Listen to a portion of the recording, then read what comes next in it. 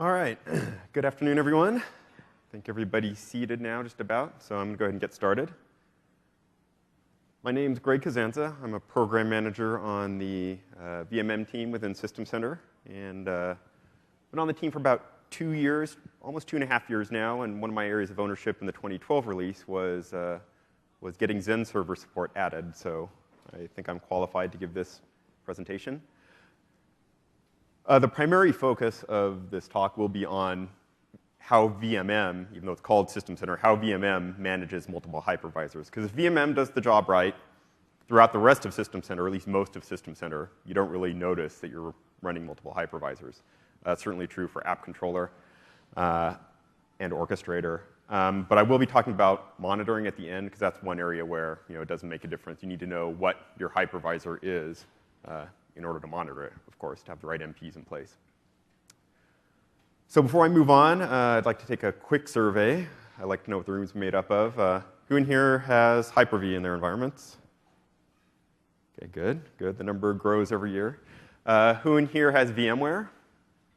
Okay, still hasn't caught up yet, but we're getting there. And then finally, who has Xen server? All right. Now, if you raise your hand more than once, raise your hand one more time. And that's why most of you are here, exactly. So we found from taking surveys over the years that a lot of you have multiple hypervisors. You generally have, one type of hypervisor that you have a lot of, that it's your primary use, but then you also have a smaller number of other types for whatever reason. Maybe they handle scale better, or they're specifically for Linux VMs, for example, that Hyper-V historically hasn't done a good job of. All right. So let's get started. So first thing I'm going to do, I'm going to talk about how the different platforms are different within VMM. Give a comparison, talk to you about some of the things you have to look out for depending on which platform it is you're adding to your VMM server. Then once we've done that, how do you actually make them look the same to all your users? How do you create a cloud on top of them? How do you create templates? Which leads me to my third point. How do you deploy workloads? I will show you how to deploy a service, a two-tier service, where one tier is Linux, another tier is Windows, and how you can target a specific platform. So your Linux VM goes to Xen server, and your Windows VM goes to Windows. And then finally, I'll talk about monitoring, show you what to do to monitor these platforms. All right, so a quick recap of some of the history. If you've been using VMM for a while, you know this. We started with virtual server a long time ago. Well, 4 years, 5 years seems like a long time ago. And then added in Hyper-V and ESX. That's when you really became a multi-hypervisor management tool with our 2008 release. And then we've continued to evolve over the years. SP1, we basically revved the versions of everything we support. And in 2012, rev versions again. We dropped virtual server support, so hope nobody in here is still tied to virtual server. Is anyone here using virtual server still? Might be some of you. OK, well, that's good. And we added Xen server support. Starting with Xen server 6, we worked with Citrix on that closely.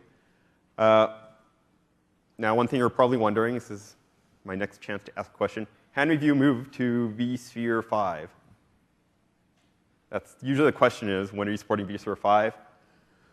Well, in our development cycle, we basically have to lock on a VMware release at some point in the cycle. This was basically last year before vSphere 5 was out. When we lock on that release, we basically have to stick with that release throughout our test cycle. Adding a new version generally requires work beyond just testing. There's some engineering work involved. So we generally can't make those changes late in our cycle. And unfortunately, vSphere 5 came out a little too late in our cycle last year. Now, every release, as you see here, we do rev to the latest version. But unfortunately, vSphere always lags a little behind the others. So just thought I'd get that out of the way quickly. Save some of you from asking questions later on that.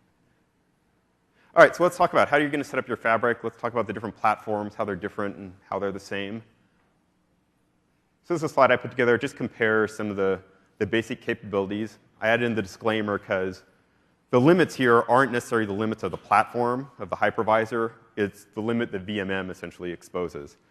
So for example, Dynamic memory is my favorite example. All three hypervisors support dynamic memory, but Hyper-V is the only one we currently have support added for it. On the virtual disk size, you can see that Hyper-V and Zen Server both use VHDs. That's why their limit is the same. For ESX, when we create a new VMDK, we will only create one up to 256 gigabytes, because that's I believe it's due to the default block size. Now, if you do create one from a template, then you can actually go bigger up to whatever the template contains in it. So that's not really a real limit. And some other differences to compare. With VMware, we do support live storage migration, unlike Hyper-V, which doesn't support it on the platform. Same thing with Zen Server. And on host-to-host migration, we support live migration across all the platforms. But for Zen Server, we only support live migration between hosts in a cluster. We don't support network transfer. So if you have a stop VM, for example, on a standalone host, that's not going anywhere unless you store it to our library first and then redeploy. A few other things that aren't on the list. Generally, we try to make all of the the features that affect the VM users exposed across the platform. So things like dynamic optimization, so making sure that all the VMs are balanced correctly. Those are supported on all the platforms. Power optimization also supported on the platforms as well. So I just want to talk about that. All right, so let's talk about VMware in detail first. So we have integrated with vCenter 4.1. And one key change in this release, compared to how we did things before, is that when we import the hosts, we don't try to basically recreate the vCenter tree structure that you have. Instead, your hosts basically appear, your ESX hosts appear as any other host. Same thing with your clusters. And you can move them around within any host group. So we didn't want to force your vCenter experience to match exactly what you have in VMM. A few other things I'll just touch on this slide. VM templates, another key area where we took feedback from you is that previously in 2008 R2, when we brought an ESX host online, we'd import all of the templates off that host and then delete them, which people didn't seem to like very much. So we changed that. The other problem with that was once we had those templates, redeploying would be relatively slow because we had to do essentially a transfer across the network of those, I think it was an SFTP transfer we used to do to get that back onto the host and to deploy. So what we knew now with templates is we still let you import them, but you get to select which ones you import. And we don't actually copy the VMDKs off of the host. We leave them there, and we leave the original templates there. So now when you go to deploy a VM that uses one of these templates, we actually use the resources that are already there. So you don't need to copy this disk across the network anymore. So that's one of the other key things we changed. You can read the rest of the bullet points here. I don't think I need to go in detail. But let me show you. I will jump into my ESX environment and show you some of what I just talked about. Wait for it to switch. All right, so here's an environment. I'm on the fabric view within VMM. Maximize that. And you can see I have a number of ESX hosts. I have my vCenter server has been added. My ESX cluster has been added. And you can see if I select my vCenter server, I have an import template option here. I can also go to the library and do it from there as well, import VMware template.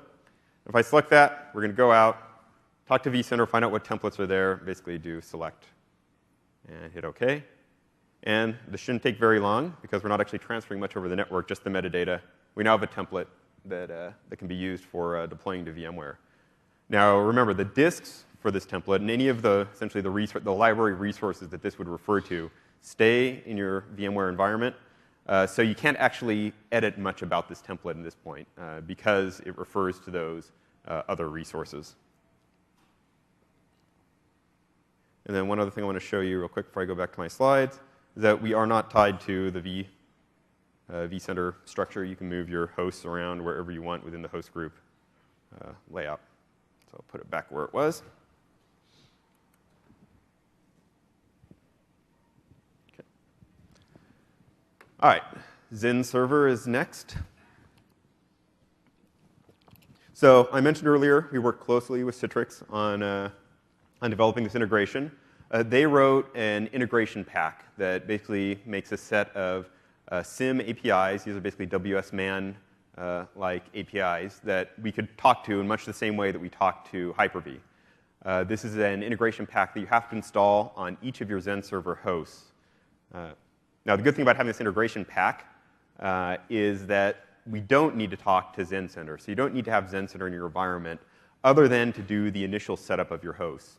We don't do the host configuration such as adding storage to the host or creating the pools. We don't do that from within VMM. But what we do is once you have that Zen server host set up, we'll bring it under management, and then your day-to-day operations with that host you'll be able to do through the VMM console. Same thing with then scripting with your VMs and your services. Whenever you deploy, you'll be able to deploy to Zen server as you would any other hypervisor. We also do transfer resources to and from our library. We do this through a transfer VM that's also part of the integration pack that Citrix developed. That transfer VM contains a bits client, and then it also contains a nice SCSI target that we talk to so that we can do customization of the VMs that are out there. The transfer VM gets started up whenever there's a transfer that needs to take place.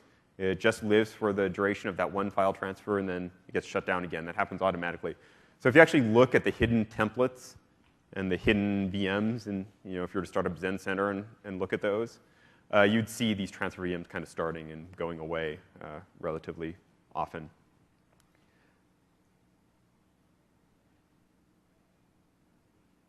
So actually, I already talked about the transfer VM. One other interesting thing about Zen Server is that networking on Zen Server is a little bit different than Hyper-V and what we're used to. They basically create a pseudo adapter for each VLAN that comes in. So you have a physical adapter. When traffic comes in that's tagged with VLANs, there's a pseudo adapter that the tagged traffic will get sent to. And then on each of those pseudo adapters is a virtual switch. And then that virtual switch, you connect the VMs up to that virtual switch, which now at this point has untagged traffic. And you hook the VM up to the switch that has the VLAN that you want it to be on.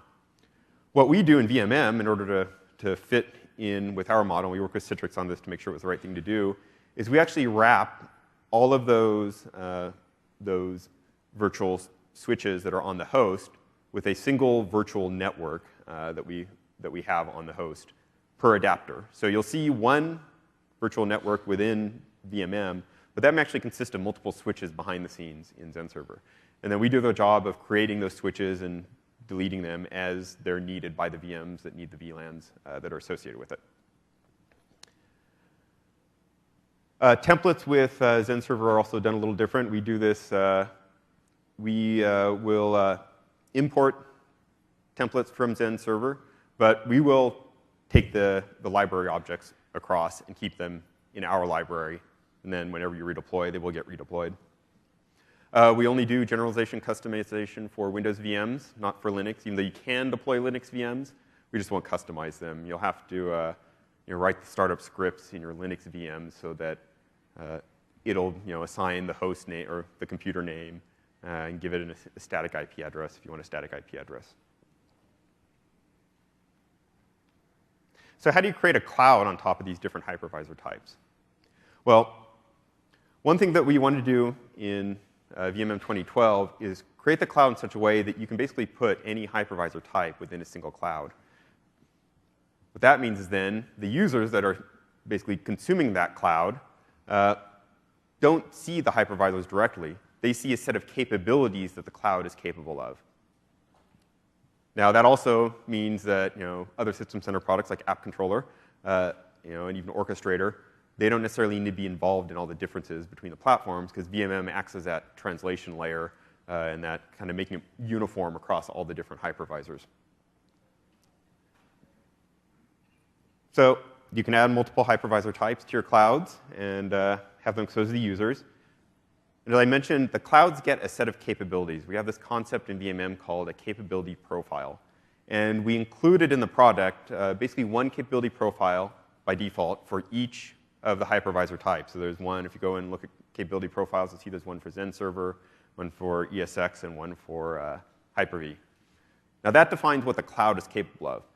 But at the other end, when you're actually creating your workload, you need to make sure that because there are differences between the platforms, they each support, have slightly different features, you need to have a way so that you can make sure that the VMs that your users are creating fit within those capabilities.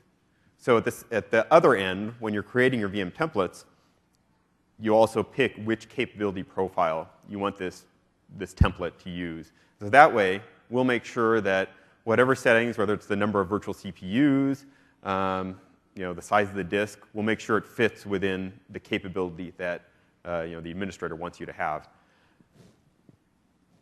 Now, one other thing on capability profiles is they are not actually entirely tied to the hypervisor type. They actually define other capabilities as well. I'm going to switch over and I'll show you that.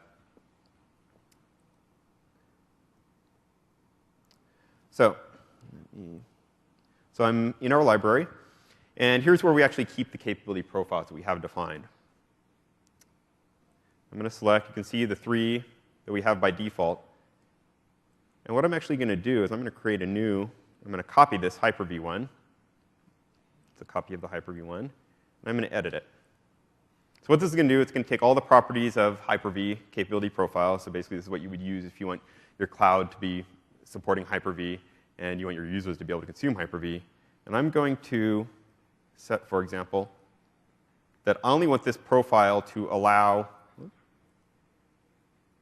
highly available VMs. And what you can do by doing this, by selecting this, is only for highly available VMs, is you can give your gold cloud one level of service, where you can only deploy highly available VMs, and your bronze cloud, which has a lower level of service, can get your non-highly available VMs. This will limit, basically, define the capabilities of the cloud so that you can only deploy the types of VMs that you want the users to deploy. Okay.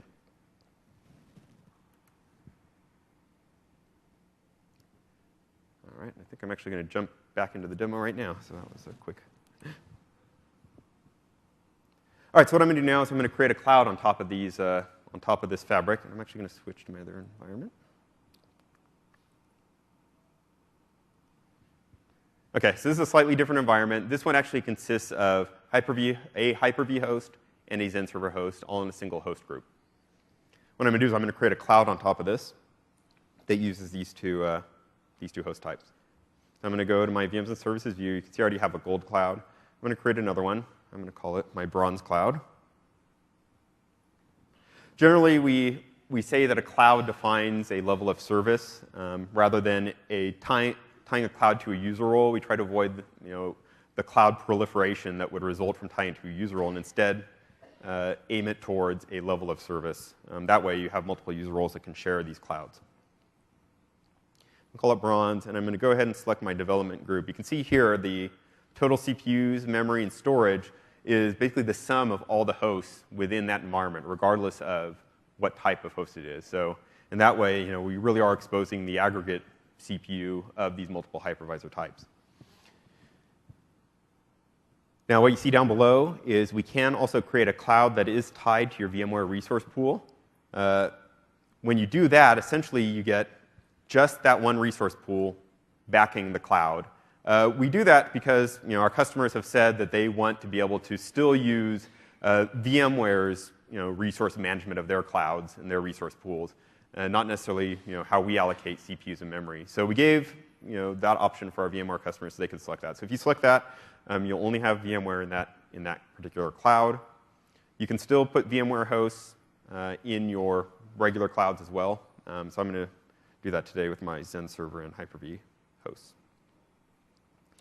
To tell it which logical networks you want, I'm going to just select all of them. I'm actually going to go through the rest of this wizard because it's not specific to hosts. And there it is. I now have a bronze cloud.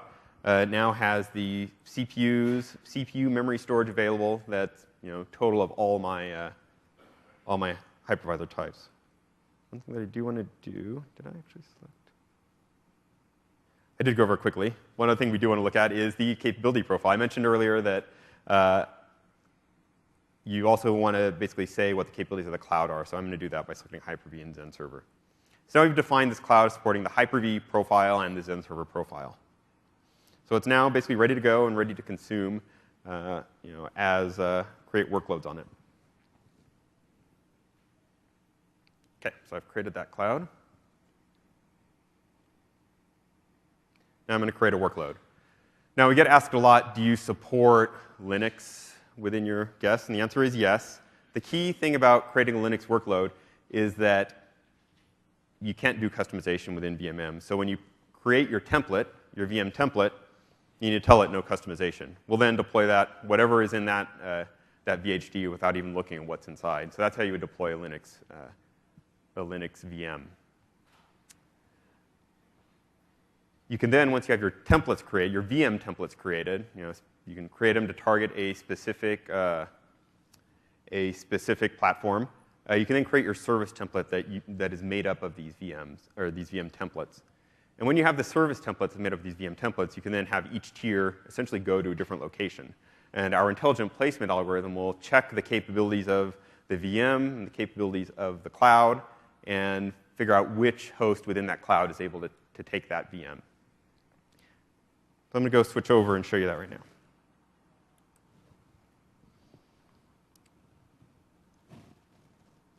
All right, so this is the bronze cloud I just created. I'm going to go into my library. And you can see here in my library, I have a set of VM templates that I've already created. Here's my Linux web server template. Now this template, I brought it in from a Zen server host. How I got it there was I used their demo Linux VM. I could have deployed it however I wanted through one of the methods they support, and I created a template from it. The reason why you want to do that with Linux in particular when working with Zen server is that Zen server has a number of parameters that are used to start up the VM. These are called hidden, they call them hidden parameters. But these parameters basically determine how it's going to start up. That's very useful if it's a paravirtual VM. In fact, it's required if it's a paravirtual VM because in that case, the OS, the guest OS, and the hypervisor are working together to virtualize that operating system. So if you don't have those hidden properties, then your paravirtual in particular won't start up right, and then the rest of your VMs won't be tuned with the right performance. So it's very important for Zen server specifically that you create your templates from a template that was created in your Zen server environment. So let's set up the properties of this. So this is Linux web server. You can see I've got the Zen server cloud capability profile selected. You can see we actually check the configuration of this VM to make sure it does fit within the required capability. So if I did try to turn on something else, I'm not sure if any of these would fail. It would fit on all of them. You might get a validation status. Let's say the number of CPUs is not right for that platform. One other thing I want to point out is Zen server does use VHDs. So what that means is if you have a golden VHD that you want to use for Hyper-V and Zen server, you can do that. One of the key differences, though, is that we don't install the tools automatically for Zen server. So you'll need to basically do that as a step after it's deployed. If it's part of a service, you can actually do that as a GCE. You can install the tools and get it configured the right way. OK. So I'm just going to leave this as is. OK, and then I also have a SQL VM. This is just a regular Windows VM template. It's going to be used to target for Windows. So what I'm going to do now is create a service template. I'm going to create a service template from up here. This is going to bring up our service designer. What I'm going to do is I'm going to make a two-tier service out of these two VM templates. I'm going to start with a blank template. I'm going to call it my Linux web front end. Hit OK. It'll create a blank template. And then here are my VM templates, and I'm just going to drag them into my designer. Now, one other thing I want to show you about the properties of this. Do I have it in here? Actually, I'll show it to you in a different way. Before I do that, let me just show you, for the Linux VMs, when you create a VM template, I mentioned that you need to select no customization, so I'm just going to do that real quick, show you where that option is, because sometimes it's a little bit challenging to find. So let me just go with that. Give it a name. Go to the hardware. This one we'll want it to go to Hyper-V and Zen. And then when you configure the operating system is where you select the type of oh,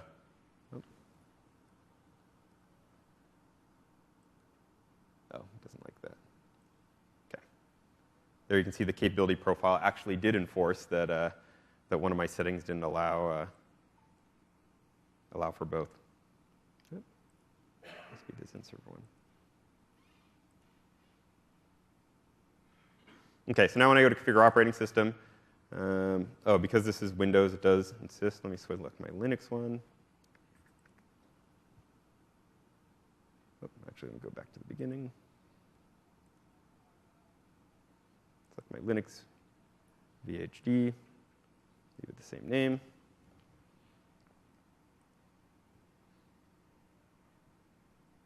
Now when I get to the guest OS profile, we actually look at the VHD and see whether or not we can actually find Windows in that VHD. In this case, since there is no Windows, it says guest OS profile, none, customization not required. So we figured it out and did the right thing with this one.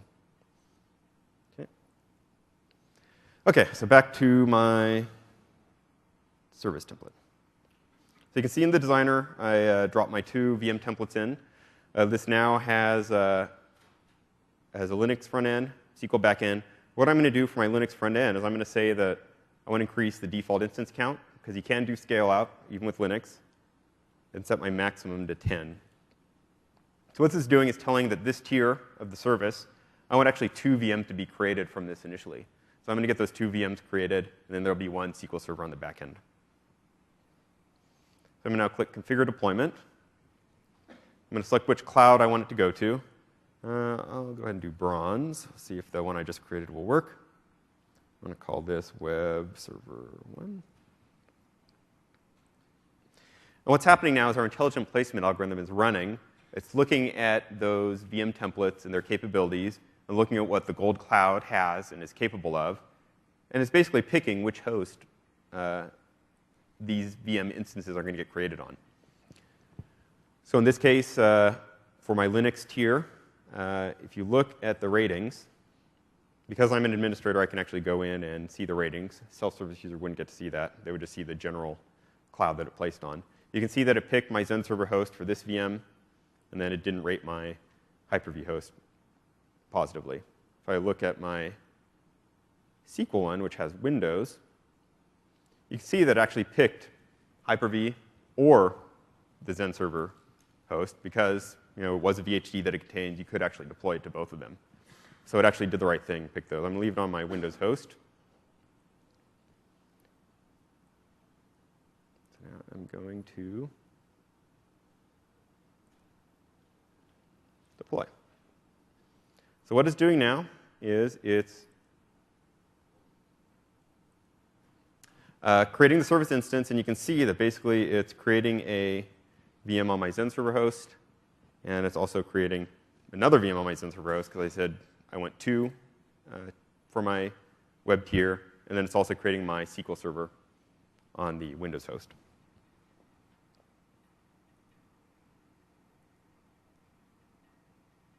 Okay.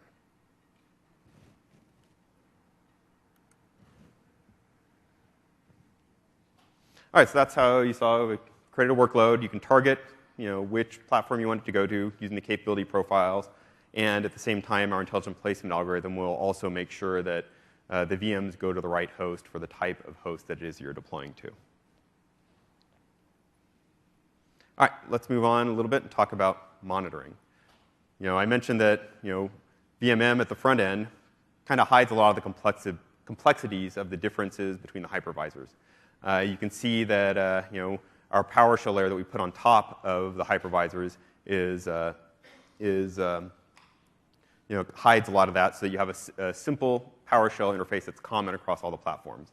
And it's only the specific features of each one that you need to be aware about. But from the monitoring point of view, your monitoring is tied very much to the type of hypervisor. As you know, OM, it supports a variety of different types of platforms for monitoring. It supports Windows, supports Linux. That's primarily for the guest level, but for Windows, we do it for monitoring the Hyper-V host as well. Now, for VMware and Xen Server, though, we don't have any inbox monitoring story. For that, you have to look to partner MPs. But what we do give you through VMM is we do give you the basic hypervisor level information. We'll tell you, we'll create a hypervisor object in OM and report the hypervisor information about the utilization and the VMs that are linked to that hypervisor. But as far as the computer level information, you don't get that. You don't get the specifics about ESX and the hardware that it contains, the status of its disks, for example, if you're getting errors on your disk, or if you have a fan controller, for example, and it's reporting errors, or your CPU is overheating. For those things, you need to go with a partner MP. For ESX, one of the recommendations is to use Veeam as one of the partner MPs. And for Xen Server, part of the integration work that we did with Citrix was to have them use our cross-platform agent within their integration pack, so that by including this agent, you can basically add that Xen Server computer as a Linux computer.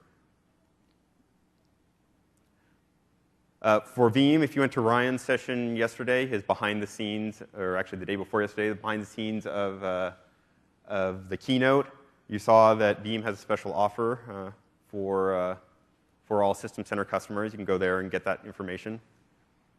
I'm not going to read what that is, because if I get it wrong, it'll come out of my paycheck. So I'll just move on. So yeah, so you can get the MP from Veeam, monitor your VMware hosts with that. For Xen Server, if you want to add a Xen Server host to your environment, you can actually go directly to the Xen Server host itself and pull up this web page. You give it the address of your Xen Server host and go /scom. And what you'll see is a set of instructions for how to set up your Xen Server host. It's actually quite detailed and walks you through step by step how to set up that host for monitoring. On the host, they tell you how to get the certificate. They tell you how to save your management packs, and then basically discover that machine as a Linux computer.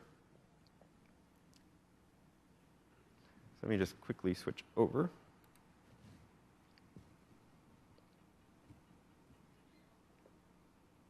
Okay. Go back to my other environment.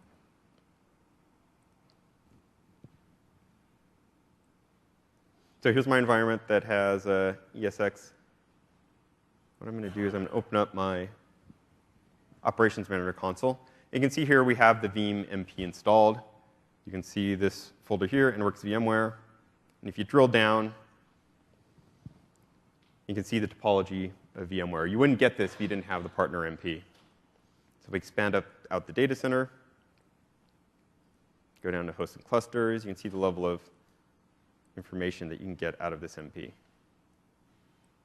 You can see we show the health of all the different objects in there. This particular cluster is not healthy for a variety of reasons. And then you can even drill down to the VMs and get the VM level information.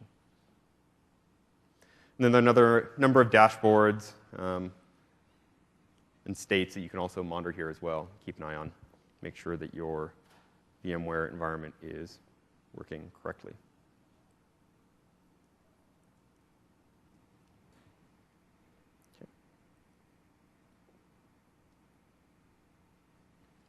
Okay, let's go back and check to see if our service completed.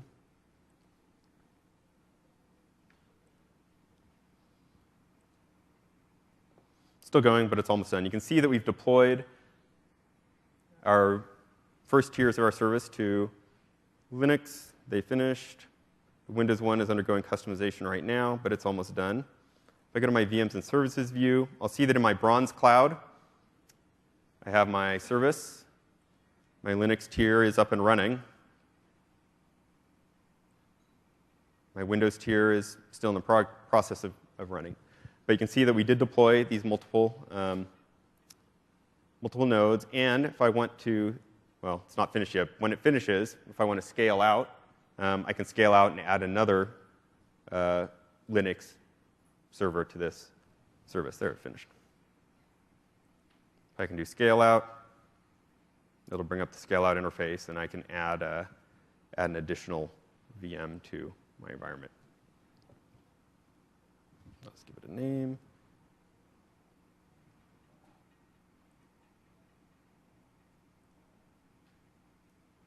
So this is now scaling out that Linux tier in the same way that I would do with any other platform. And that's going to go to wherever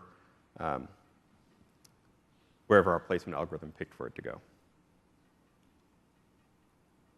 Okay.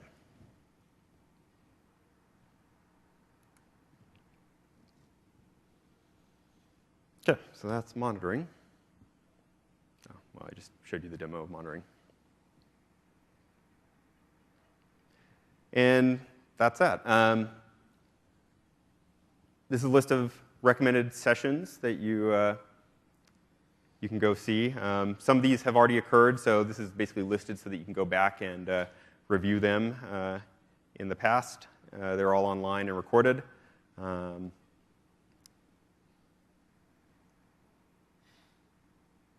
then please fill out your evaluation. And now I have plenty of time for questions. If anybody wants me to go into in more detail.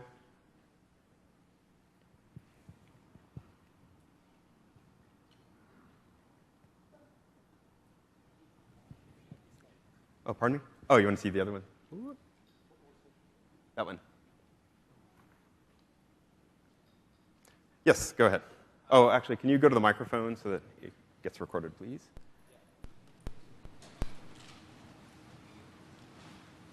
So when you're scaling web application, is it easy to add a workflow or et cetera to actually apply the configuration to load balancers for the web service, et cetera? Is it easy to do what with the? To add all the web servers that you scale out to the load balancers that you got. Yeah, is there an easy way to do that? Yeah, so normally in a service, we would, if we do the customization, we can apply a static IP address to the service. In this case, for the Linux VMs, you either need to, you can still put the load balancer into your service so that you can have the virtual IP in front of it. But then as far as assigning the dynamic IPs, you would need to use the startup script within the Linux VM to basically set its static IP or its dynamic IP to let the load balancer know about the dynamic IPs on the other side. So you can do it, but it's still a little more work because we don't know what the IP address is. It's going to get put in that VM. Thanks.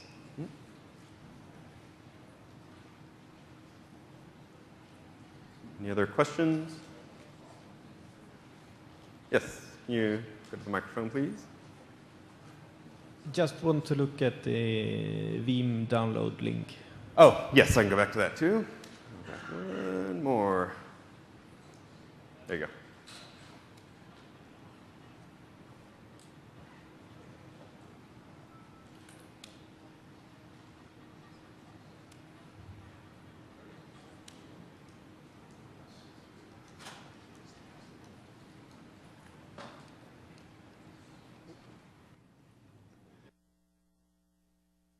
Quite for this session here, but we're going to be using VMM to migrate from Zen Center to Hyper-V. Okay. To facilitate that. Are there any gotchas that we should be aware of, like uninstalling the tools, that sort of thing? Yeah, I mean the tools would be the biggest thing I'd be aware of.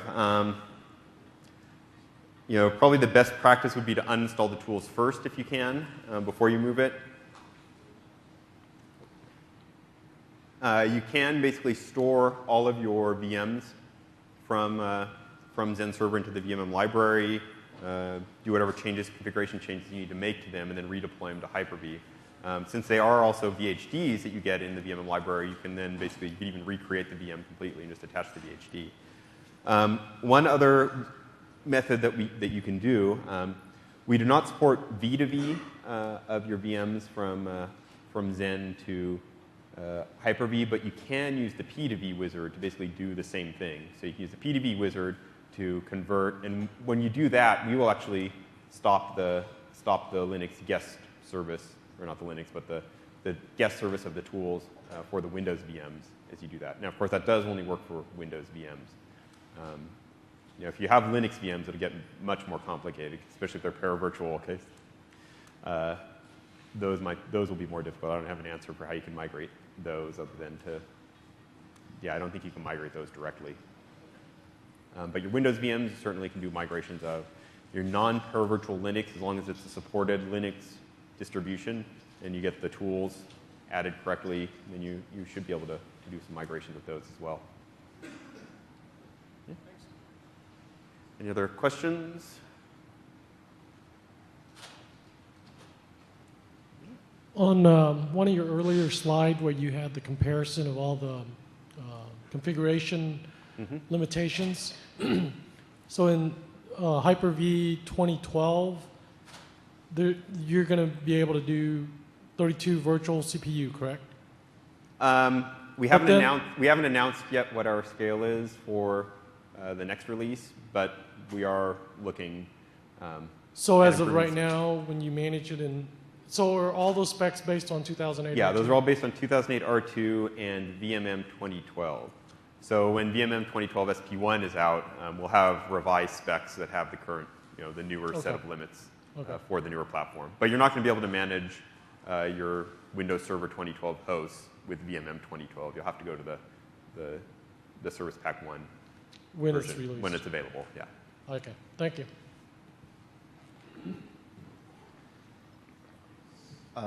You showed a demo of having, defining your cloud based on service level agreement or service level. But should that be the best approach when it comes to, if I have a VMware clusters in an entire VMware environment, and I'm looking at standing up a Hyper-V environment? I mean, should I be looking at basically keeping those in a single cloud, or should I separate those out? Yeah, I mean, it depends on if you're really dependent on the VMware resource management that they have in their resource pools. If you do go with that approach, then you would need to basically keep the VMware cloud, the cloud backed by the VMware resource pool, and then you're not going to be able to have the same cloud for your Hyper-V hosts. But if you're not dependent on that, if you are flexible in how the resources get allocated from that pool, and you let VMM pick the resources based on our placement algorithm and what's available, then yeah, I mean, it definitely makes sense to have a single cloud that exposes both platforms. Now the question though is if you are looking to migrate from VMware to Hyper-V, that will still allow people to put their VMs on VMware. So if you're looking to migrate, then you may want to keep them separate, just so you can wean your users off of the VMware side, or vice versa. So just a follow-up question. So in that instance, when I have both, does that mean the resource pools the resource pools in VMware, do those get overridden? Do they get ignored? You mean if you put the ESX hosts if you don't use the resource pool option, the second option I said, yeah, the resource pool settings largely will get ignored so long as nothing we do will violate them completely. But the resource pool defines a number of things that, yeah, will get ignored.